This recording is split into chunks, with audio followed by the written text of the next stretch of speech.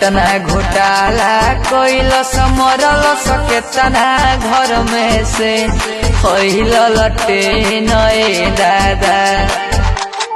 केतना घोटाला कोइलस मरलस केतना घर में से पहिल लटे नए दादा।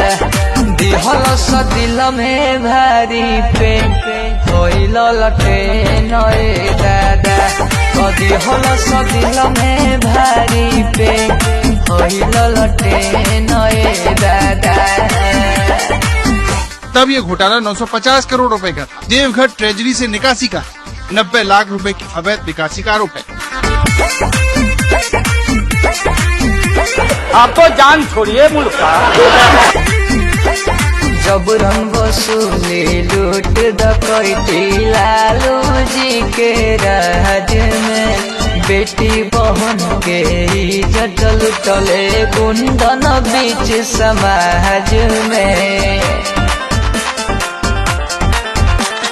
जबरन वसूली लूट डकैती लालू जी के राज में। बेटी बहन के इज्जत लुटले गुंडन बीच समाज में। किडनैपिंग के बीजन समय रहले टपटे तो होइल लटे नए दादा।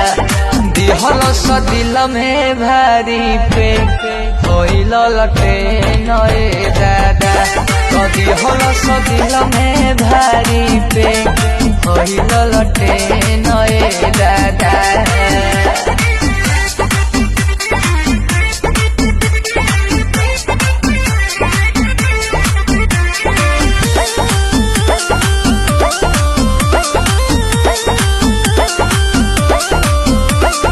दलित विरोधी बाप के लइका फेर आवल चाहता रे।